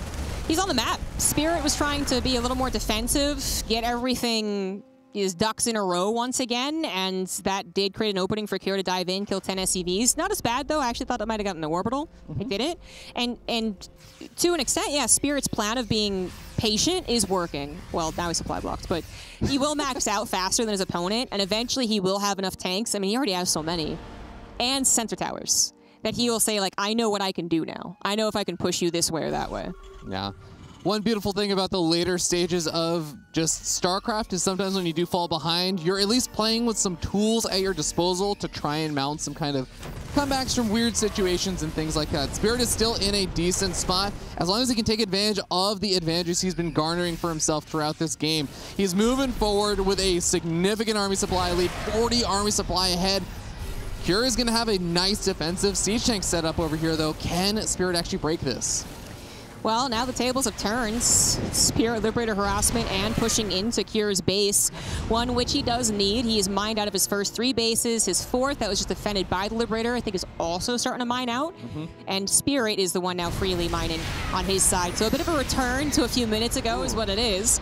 And Spirit, as long as he doesn't let this, it's exactly the same thing, Fear Dragon. As long as he doesn't let this army go through the middle, then he might be okay. History repeats itself, and this army is going to get stemmed on by a handful of Marines, but you can see who clearly has the larger numbers here. It's going to delay this army for a little bit from getting in on top of the production, but there is no way Spirit actually has enough production coming out back at home to defend against it this time. That is going to be the critical difference between that last attack and this one. Yeah. Spirit actually can't defend it. Yeah, you know what he also did with that is he kind of revealed his weakness. He tried to jump on it and was like, oh, I can't kill that. And is now forced to back away all the way into his main base, which Cure is gunning after because he figures he has an opportunity. His tanks and interference mages, but he jumps on the rest of Spirit's army with the Marines. Everyone's equally upgraded, but Cure has more units. His tanks are now unmatrixed, so they're back into the fight. But Spirit is killing an orbital command center on the other side of the map, and once again, things get topsy-turvy. Spirit has an incredible amount of tanks, but if he can't hold his main production, it can still be problematic. It looks like he's finally gotten enough Marines to do so, and that army of Cure has got to get out of here. Yeah, and there's not really a great escape path out either. We're going to see Medevacs barely trying to load on up. It looks like it is going to be able to somehow float on over to this command center. Hello? There are the Vikings and the Liberators coming on board. A couple of free units going to be here for the pickings, and Cure is going to find additional damage, going to find a command center that was critically mining on one of the few remaining bases. Spirit finally dropping to be in the supply deficit to his opponent. Yeah, that's the first, right? He loses the orbital. He's down to 2 mining bases that are running out of minerals. Cure's not in a much better position. They are just eking out 1 Marine at at a time. That is how poor these guys are. Their minerals are not getting particularly high. And Orbital is found trying to transfer Liberators against this number of Marines. Won't really help out, but if they're backed up with tanks, well then absolutely they'll be fine. And now it is Spirit's turn to endanger Cure's production line. Such an awkward series of events, and we see that the army supplies have evened up 78 to 78. Spirit one game away from advancing on to the group stages, and he needs to find a way to mount a comeback, to mount a strong position in this game and not give it away.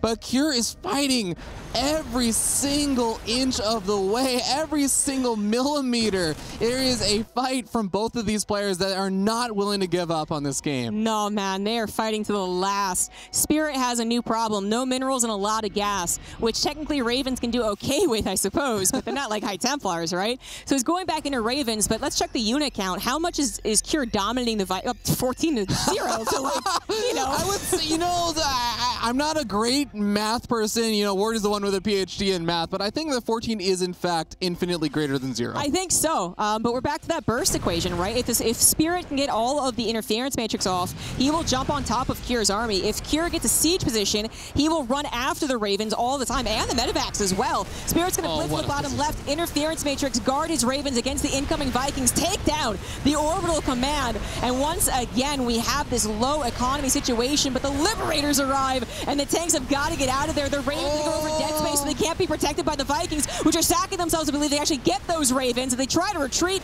3 of them will live, none of the Medivacs, and the supplies remain ever so even. The Marines killing the SCVs is what's changing that up, but the army supply is still close enough that maybe Cure can make something happen. He's got 20 more army supplies coming in, but it's up against too much. I don't even know the rest of it is. It's in the Vikings. Spirit can't get out. Spirit's trapped over there as well, so he's going to end up losing even more army supply. He maybe trades a few of those Marines, but how in the world do you actually get cost efficiently here? Yeah, well, he goes for a tank. That's the best he could do, right? Yeah. It is the best that he could do. Cure has 9 SCVs and 2, or no, is that a third orbital? As the third, I think it is, actually. So we're also talking about scans, right? If you could, but he needs mules. So, like, finding out what his opponent's going to do is incredibly difficult. Same with Spirit, of course. Same with Spirit. They're a bit blind. Outside of their center towers, they're a bit blind.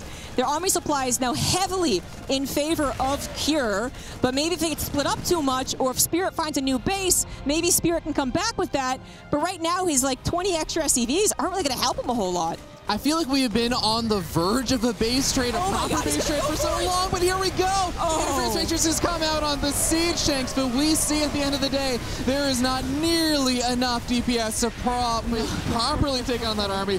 There's the GG. Cure takes game number 4. We're heading to a game 5. Oh my god, these guys, man. That was grit, man. That was both of them gritting their teeth and saying, no. Not like this. Not like this. No. And just repeatedly, God, I could feel the nails just creeping into each other's skin saying, no, I'm not going down in this pit. And I have to say, just unbelievably stellar performance. One of them may be named Spirit, but both of them showed Spirit in this game. I know. That was definitely what I was thinking as well, right? Oh, perhaps Cure has found. I saw. Can I get a water? I think we might be waiting a little bit before we head into game number 5, guys. Yeah, I think we need to all just take a second, get some water. Actually, all of us here. But no, seriously, Cure has found his way back into this TVT, like theoretically, right? Like he's definitely not getting just completely wrecked like the first 2 games.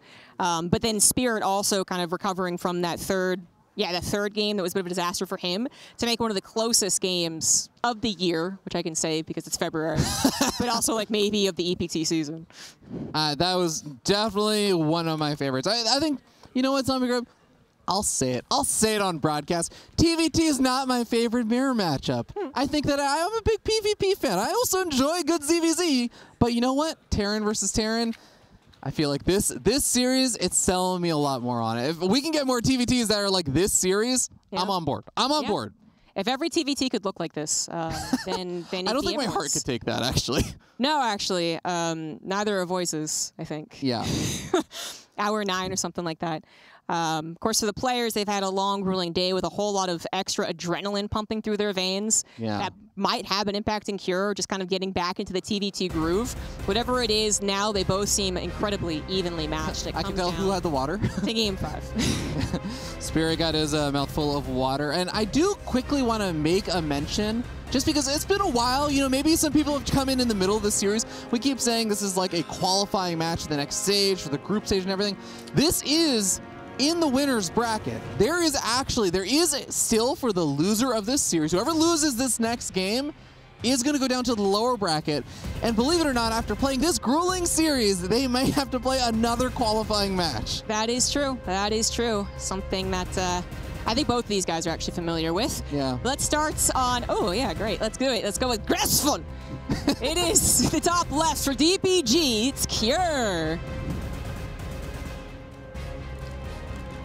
Thank you for saying it so I didn't have to. You're welcome. Down here in the bottom right-hand side of the map, we have the man, the myth, the legend from Poland, the Kaizi Gaming's very own Spirit. I was going to say, you know, initially you brought up like that lower bracket, it's going to be an extra couple hours. Spirit went through that, right, last year. So I was immediately really calling back to that, which he was able to kind of pull through. But then you can't just say, like, Cure's never been in that position. Cure has been a StarCraft 2 pro gamer forever, as we have all lived forever. StarCraft 2 is a forever game. And in that professional career, he has done so many of the long days, like at MLGs, maybe IEMs, Dream Hacks, Red Bull events when that happened, like all that type of stuff. That's true. And he has come back. He has shown that, you know, sometimes, yeah, everyone gets affected by tiredness, but then he's able to bring it back in his mental and his physical, whatever it is that's bothering him. So, like I said this earlier in the series, the beginning of the series, Spirit is at his best right now. I think that is a bit undeniable. Cure might not be at his best, but through the series, it feels like he's been getting up to his best. And now it's like, okay, Game 5, if he's actually reached max potential for Cure, is Spirit screwed? Or is both their max potential actually completely even?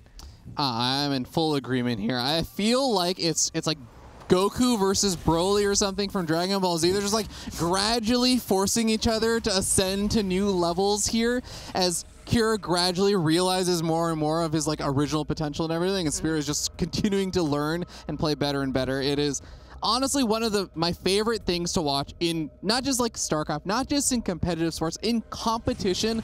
One of my favorite things to watch is to watch players literally get better before our eyes during a series. During a match, you're seeing these players start to get better and better. It is pretty cool watching them figure it out, whatever it is. Their opponent, themselves, the patch, the meta. Yeah, it is pretty cool. We do have Spirit going for what Cure did, which is a lot of Reapers. Now, I believe Cure did this, and it didn't work, actually. It was his 2 racks that worked. That's what it was. But anyways, 1 Reaper right into Reactor, and then, you know, 5 Reapers, 3 Hellions.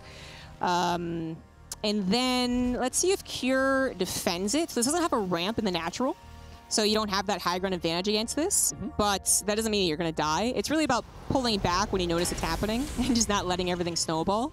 And then we also have a Widow Mine, which Cure got in a previous game, which would have helped against something exactly like this. And there's that little bit of a dance that we see, right, where they notice the Widow Mine. Like, can I avoid the Widow Mine? What do you usually want to try and sacrifice into the Widow Mine if you have to? Do you want the Hellion or the Reaper to die? It's actually a good question. I think there's a definite answer, but I can't think of one right now. I wouldn't even doubt if there's like player preferences or something on that. Yeah, well, obviously the best scenario is if you drag the Widow Mine. Yeah. Yeah, with something. I guess the Hellion has a better chance of surviving the drag, like to make it close enough to the opponent. I guess that, yeah, could be the argument. But it's actually not 5 Reaper, 3 Hellion. So he went to his own Widow Mine as well. So it's more like, you know, even defensively minded. So they're both playing rather safe in the openers. No one trying to send something across the map to do anything sneaky. Yeah. Just going to have that good old first Raven coming out for both of these players. So no Medivacs or anything popping on out.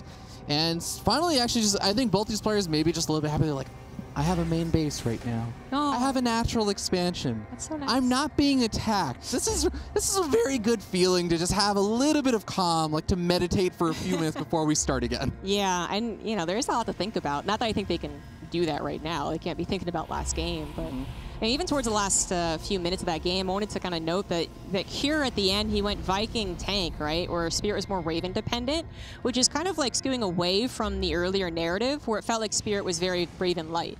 And he was kind of maybe using that new patch kind of question mark. But Cure actually ended up winning that last game. So I do wonder, as you were saying, are they also figuring that out as they go along? What they actually prefer as far as Raven, Viking, Liberator counts. In this particular opener, we are seeing both of them go double Raven. So actually very much back to basic TVT. Yeah, the old school TVT, it's like the patch never happened. Well, but it most definitely did. We definitely have seen some impacts from that. Yeah, yeah. Both of them actually confidently placing the third CC down on location. Since they're both doing it, that's fine. And very even game. Slight worker lead for Cure. Not too many updates there. Third Raven, is that for Cure? And Spirit? Yeah.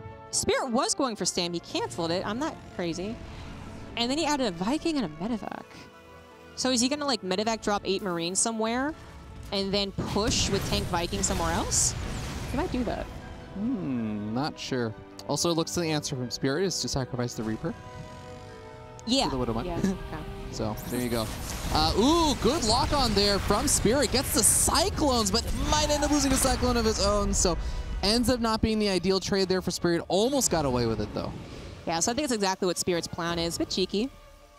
I mean, he could just 8 Marine drop and then yada yada yada, but it's so dangerous. Maybe they're going Vikings as well. Loses his extra Cyclone to the beginning units of Cure. Little bits of things going in Cure's favor so far. But even with that Medevac, Spirit still gets a slightly faster stim, which is also a slightly faster combat shields. But then Cure has faster production and faster upgrades. I am curious as to whether or not 8 Marines and a Medevac on stims can do the damage. I mean, necessary is a bit of a strong word, but the damage that Spirit is looking for, or the distraction that Spirit is looking for, because it could. Speaking of distractions, Zombie Grub, this is a very odd distraction, oddly timed one. The units that are basically the leftover from the early game are going to do some pretty significant amount of damage and killing off a Mule, a couple SCVs, and also just distracting the APM of Spirit as he's trying to get a dropout. Spirit, he got the dropout successfully, but Cure kind of, I think, just immediately identified what it was as a single drop. He was like, yeah, that's not going to do a whole lot of damage in my main. I'm not going to overreact to this. So his tank line stayed strong at his third. So Spirit's double whammy potential, almost non-existent. Yeah, well done.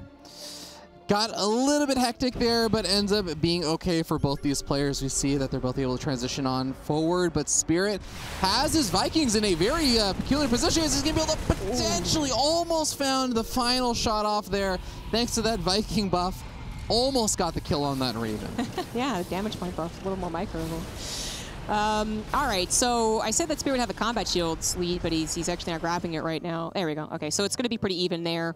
Forgets +1 armor, though. So, you know, we're coming down to the game of inches. It's not too different so far, right? Well, actually, at this particular second, it is more about the Vikings maybe finding Cure's Ravens. But without this really hitting anything important, I mean, it's not like Cure has to reveal his Ravens, right? He just goes like, you're not pushing me. Like, that's not going to happen. So Spirit says, yeah, you're right. And it comes back. But he's only just now noticed that armor deficit. So he's going to know that he messed up, and that's might affect how he plays the next minute or two of Gressfon. Yeah, going to be a lot harder to take those trades as soon as those 1-1 upgrades that finish on up for both of these players. Cure's going to have some pretty definitive advantages in those Marine versus Marine trades, but for now, Spirit definitely didn't want to overcommit, so having pulled back, he's got his defensive setup. He's going to do little bits of harassment with things like the Liberators, and I love that they send both of the Liberators out on kind of opposite sides, but one of them gets spotted, and actually the second one may even very well get spotted at some point soon. Well, I think Cure's gotten really wiser to how Spirit's playing, and has even adopted a little bit of it too, some of his own decision-making with Liberator production and movement and whatnot, but he's definitely wiser to how Spirit's incorporating that, so... You know, scouting it's definitely the first problem, but then actually just being wary of it, knowing that something could be sneaking up behind you is important too. So we did the armory finish up for Cure, both of them on their way to 4th CC. Yeah, Spirit's probably just going to stay behind on those upgrades, but maybe he can actually get some, I mean, Turtlin going maybe on location 4? No, Supply Depot, that's what he's doing, he's replacing it. Yeah, got a little bit of first person going on here. Yeah, just going to be able to clean things up. Those Liberators, I love, you know, it's always a little vindicating when I get to see the first person and I'm like, Terran players do just set up those Liberators, siege up, and then don't look at them. They're like, oh, look at them if it's really dying or something, but... Well, we're the hardest race otherwise. Yeah. Exactly. Yeah. No, but good save there. I think he did try to save one of the Liberators and unsiege it in the main base. Tried to pull it back. Not sure if it actually managed to survive there, but still little bits of just little pressure, tiny bits of pressure. I think if you looked at resources lost or something, or units lost in this game, it's been pretty light, yeah. Yeah, light. You know, technically Kier's winning that one, but it's not been much. Which will happen. Big difference of this game versus the last 4, right, is that we have a decisive moment where Kier actually adds on 3 more barracks, so 8 barracks in total, right?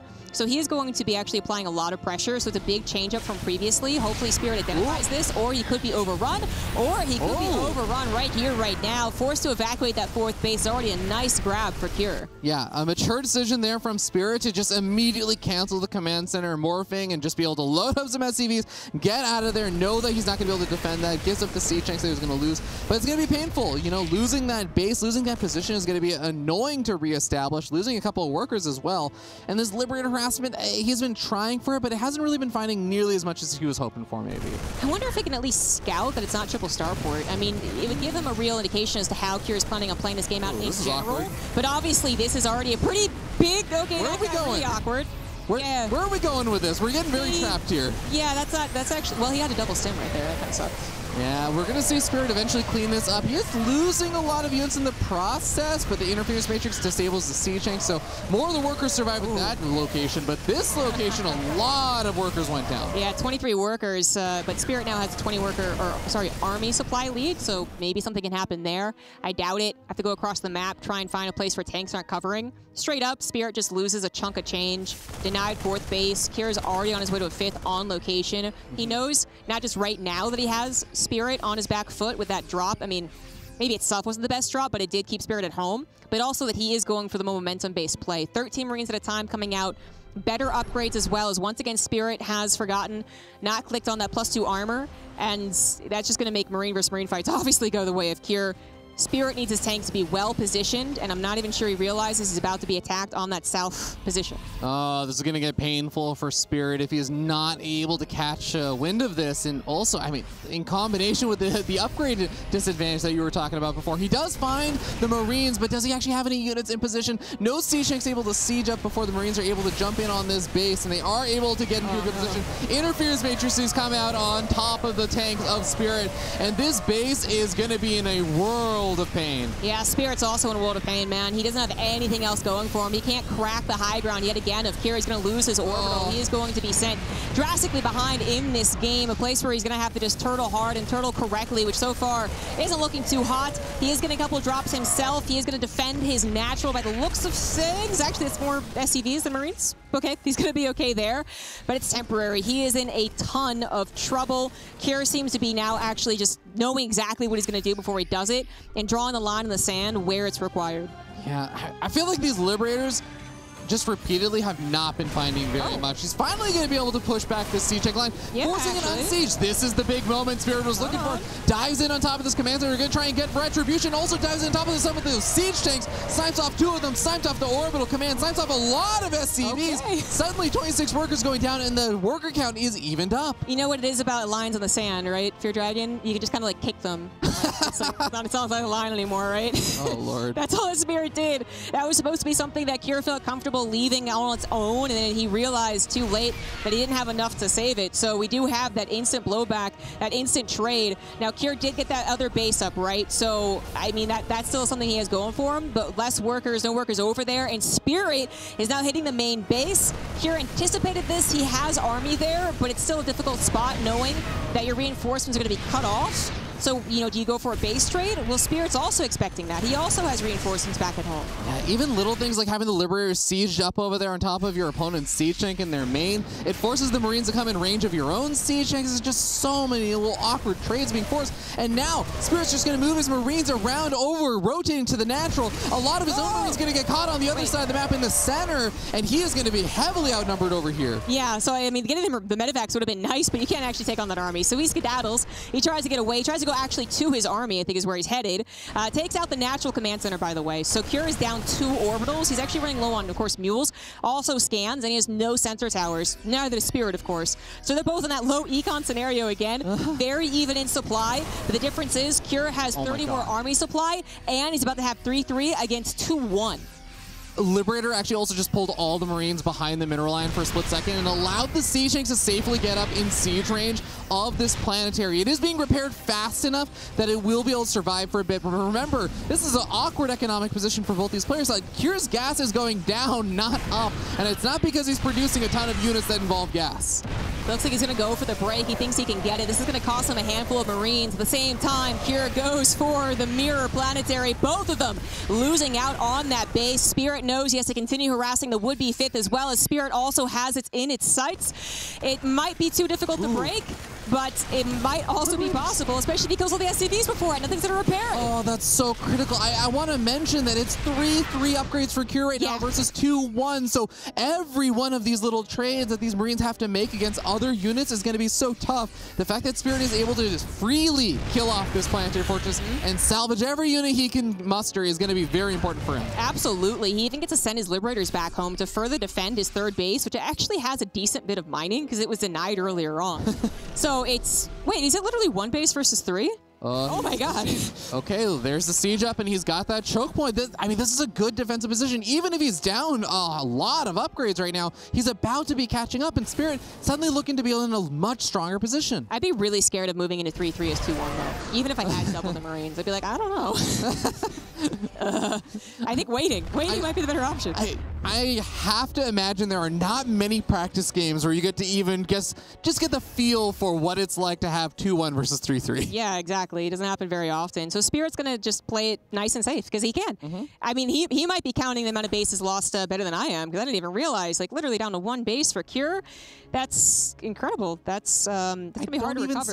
I don't even see little dots on the minimap mining at that base either, Zombie Grove. Yeah. Like, and 3rd CC on location is like, okay, buddy. Yeah. Like, oh, sorry. That's actually the base I thought you were talking about. I thought the Nashville was basically mined out at this point, but it's still kind of alive. I won't say it's kicking. It's alive. It's there.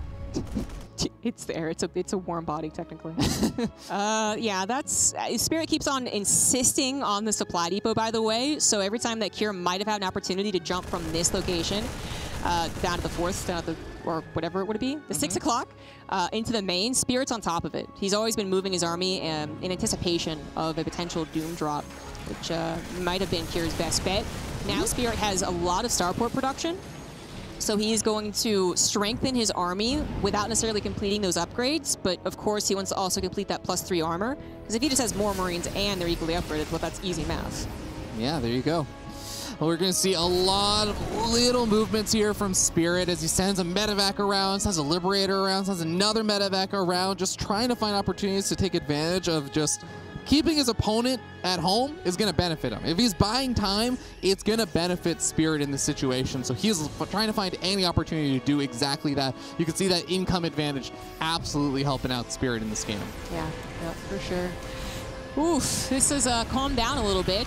I mean, Spirit was in a really nice position last game as well, and then things got topsy-turvy, and then someone else was in a better position, and things got topsy-turvy, and it just went on and on and on until finally Cure had the winning army that Spirit kind of, you know, ran into, probably knowing he was going to win, just to figure the game went that way.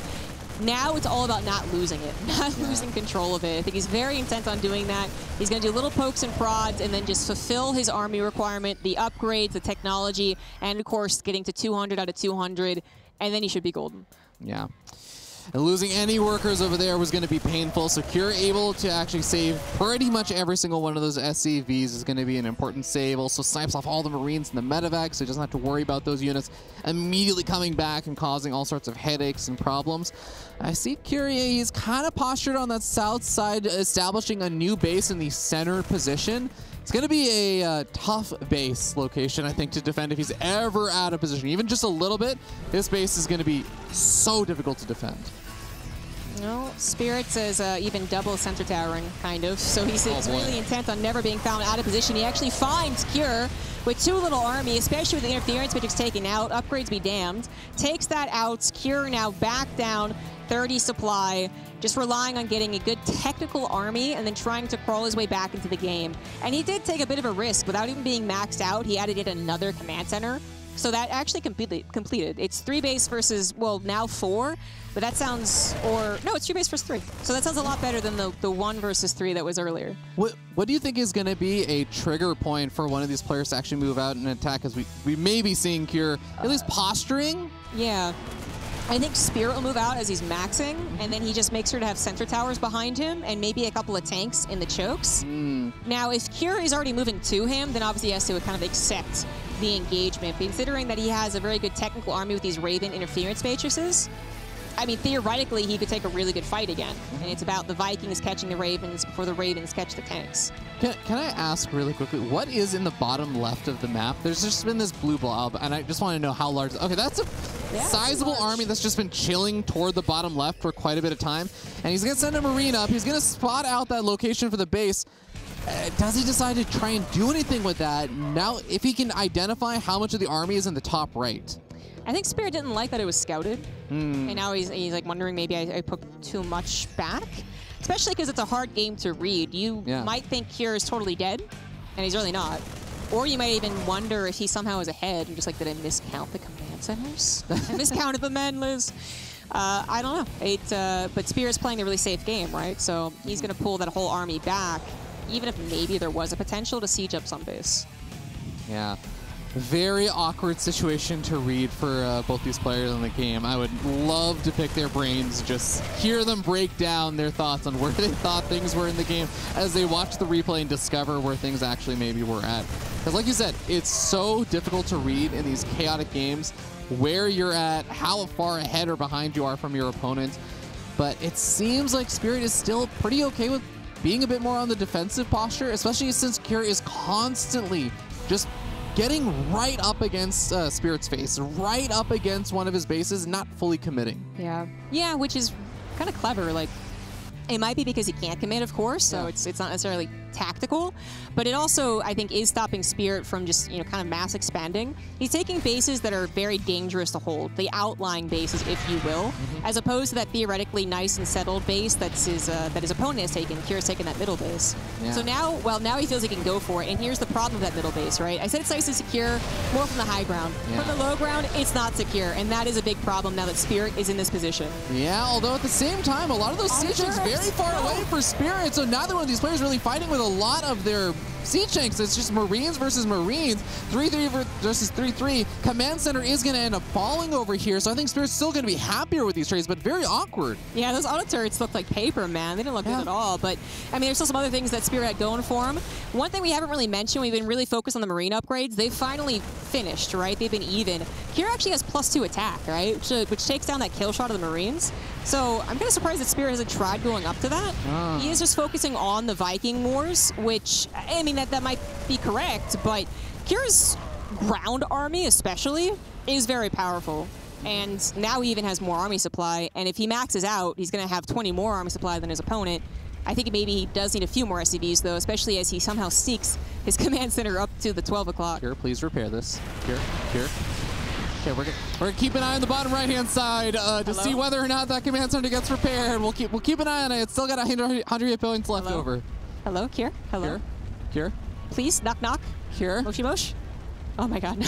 No, gonna lose him. Not like this. Cure. Every command center is so important in this game right now. He's in the middle of a fight now. Oh, there's no way he notices. No, he's not. He's gonna hope that the fight goes really well for him, which it just might. Liberator siege up, looking to take out some of those tanks. Good save there for at least 2. The command center is ticking down, and it is gone, guys. Cure once again down to 1 base mining. That is it. Against Spirits, I don't know, 5 at this point. I actually want to compound that zombie grab. It's not just the mining actually now. It's also the fact that I'm not sure that Cure has scans available. Yeah.